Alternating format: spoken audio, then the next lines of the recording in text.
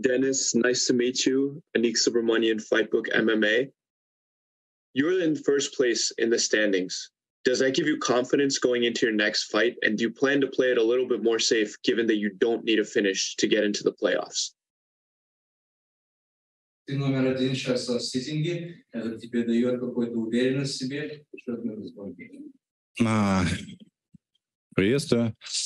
На самом деле, я уже неоднократно был в первых номерах дивизиона в прошлых сезонах, и, как практика показала, по результату это не сыграло положительную роль, поэтому все предварительные бои, они есть предварительные. Самое основное, конечно, покажет это Гран-при, полуфинал. Hello, everyone.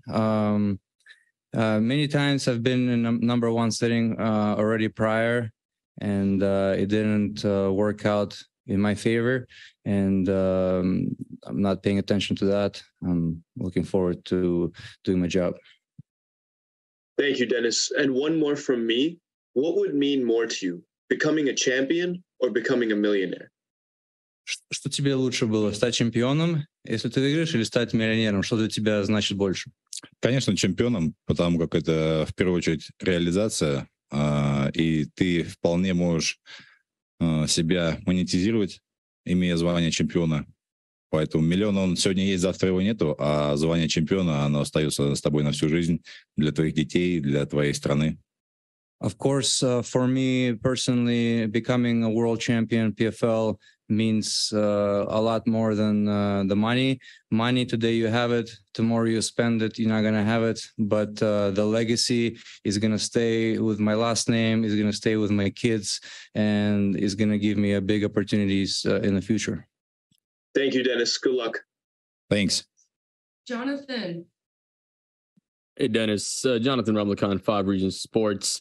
You have almost 3 times as much experience as your opponent. How do you feel that experience factor will give you an edge going into the fight? Денис, у тебя вот по сравнению с следующим соперником, мы считаем, что у тебя примерно в 3 раза больше опыта, чем у твоего соперника. Что ты насчет считаешь? Что думаешь про это?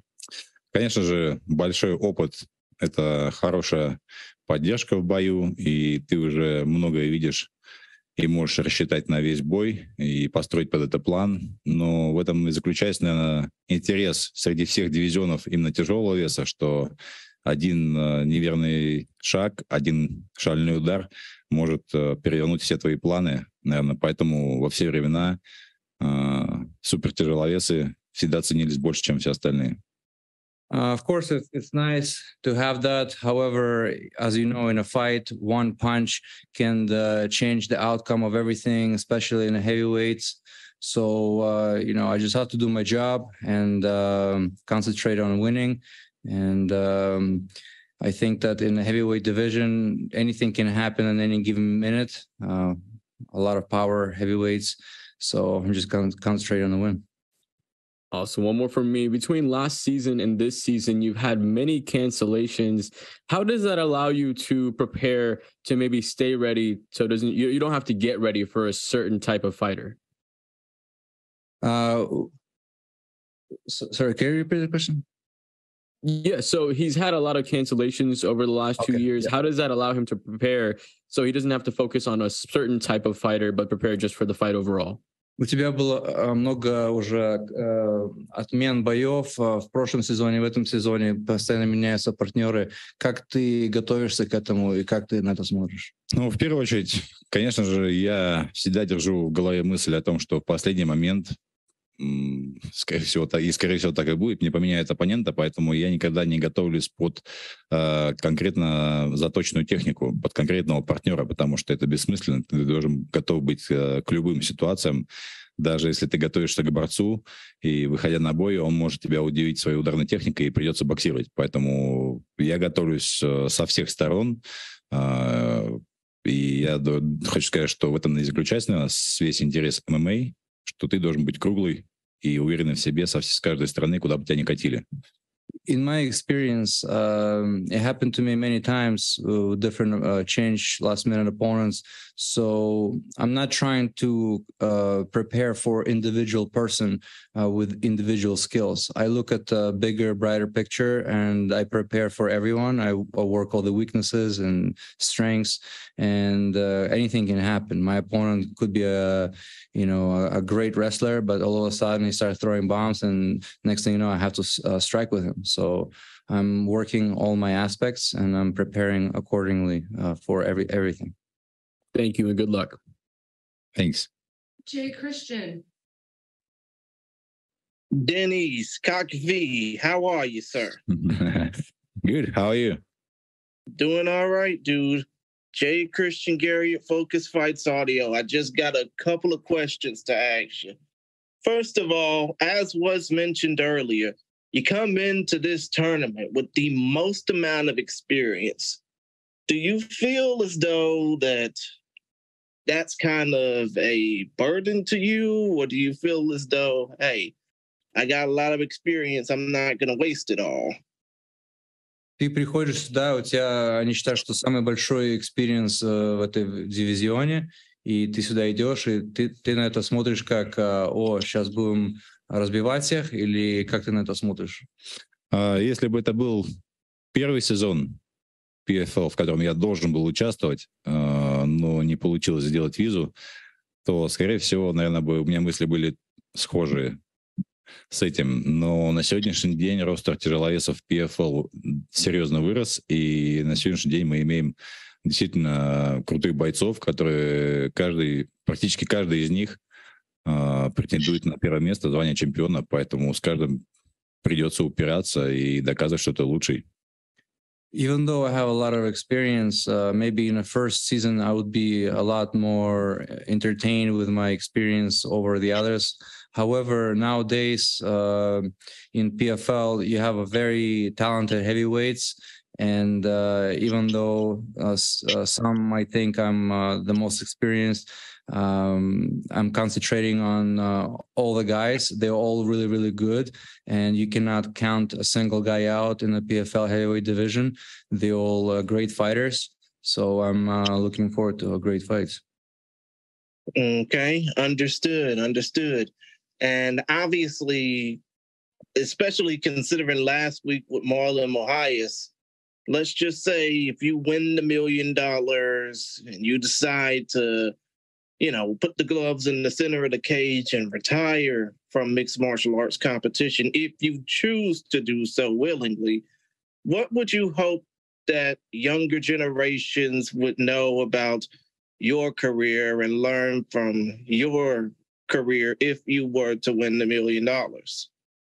Если бы ты выиграешь $1 миллион, какие твои поступки? Ты думаешь, что ты продолжишь драться, или же ты уйдешь из спорта? И если же ты уйдешь из спорта, в таком случае, если ты когда-то вообще уйдешь из спорта, выиграешь и оставишь свои перчатки в середине октагона, какой бы ты хотел дать пример всем, и чтобы они о тебе знали и из твоего пути по боям?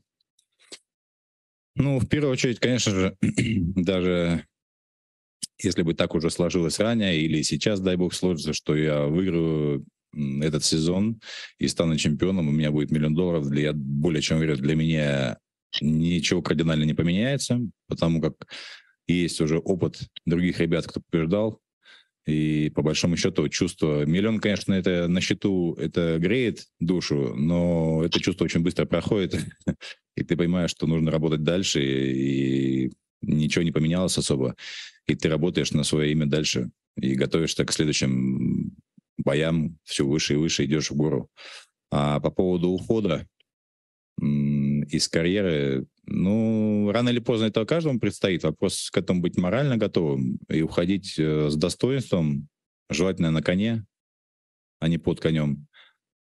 И, наверное, быть примером для последующего поколения, для молодежи, для детей, что ты прошелся по этому пути достойно, не было никакой грязи, не было никаких скандалов, как нормальный человек. Of course, winning $1 million, that would be a huge accomplishment, and it would warm up my soul a lot. However, I've seen some fighters previously winning the money and, spend the money. So for me, nothing is going to change. I'm planning on, staying the same, working hard, fighting. However, one day, all of us have to retire. And when that day happens, I want to still retire on top of the horse, not underneath. I want to show example to the future generation to do everything clean, to do everything proper with a hard work, and always head up and stay on top of the horse. I see. Other than that,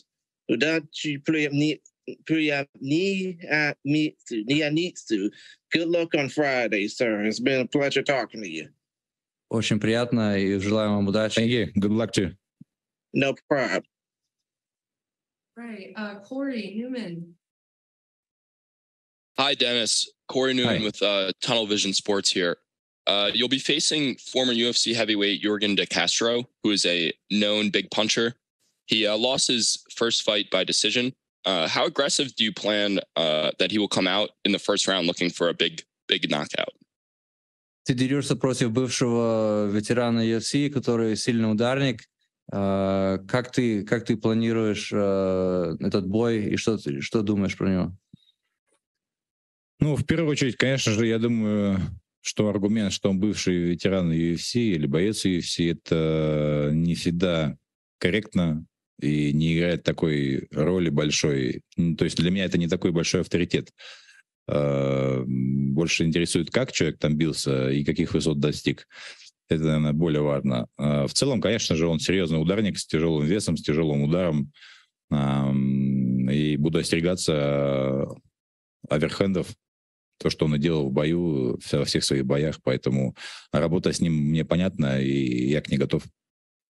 Yes, for me, it's not a big deal that, somebody fought in UFC or any other big organization.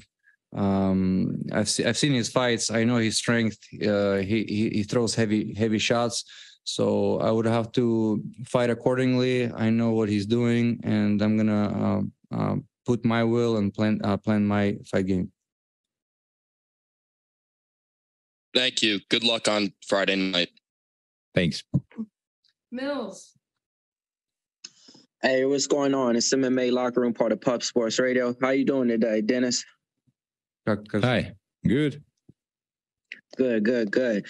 Quick question, man. You're on a 3-fight win streak right now. Your only loss in PFL to an active fighter is against the current champion who won last year. He's facing Maurice Green, somebody who you already have a win over.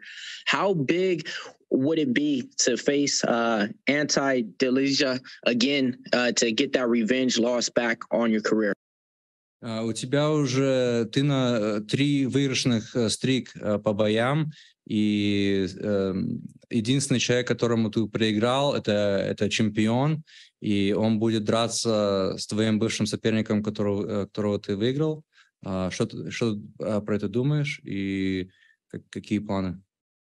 Это был не единственный человек, я проиграл 2 чемпионам в этой организации, поэтому могу сказать, что бой у них будет достаточно непростой. Я не знаю, по какой причине Анте пропустил первый бой. Говорили, что травма была, но у него шанс заскочить в сезон есть, но он небольшой, и ему придется очень сильно выложиться, и я думаю, что Грин к этому готов и покажет хороший бой.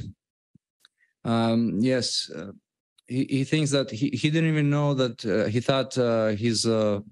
First of all, he lost to 2 people in PFL, and the champion, he will have a tough fight ahead this Friday. It's going to be a very tough fight. He was not here for the first fight, so right away he's going against a tough opponent. So it's actually not going to be an easy fight for either man. It's going to be a serious fight, and I'm excited to see it also. All right, and then just one more question for me about Russia. Because Russia's been on the forefront of MMA right now, with a lot of notoriety going to Dagestan, Russia, in their wrestling style. But can you tell me a little bit about the St. Petersburg style and some of the fighters that you modeled your fighting style out growing up? Из России очень много очень хороших бойцов, особенно из Дагестана очень хорошие бойцы, их стиль был виден. Как ты бы сказал свой стиль? Какой стиль у вас в Петербурге? У нас больше, наверное, смешанный стиль, так как у нас много школ олимпийских видов единоборств, такие как бокс, дзюдо, самбо. И, конечно же, и вольной борьбой занимаемся, как и в Дагестане. Просто в Дагестане, скажем так, этим занимаются постоянно, и у них узкая направленность. И потом уже все остальное серии бокса, кикбоксинга. Поэтому у них хорошая борьба, они показывают хорошую школу борьбы и побеждают. У нас более, скажем так, более уже изначально смешанная школа идет. Of course, in Russia, Dagestan, you have like a lot of good wrestlers and good programs. And a lot of fighters, they train there all the time. And however, in St. Petersburg, we have many Olympic schools for boxing, for judo, for wrestling. So our style is also really good. It's mixed a little bit of everything of all the Olympic sports, and it's very similar. It's also high level competitive Olympic sports.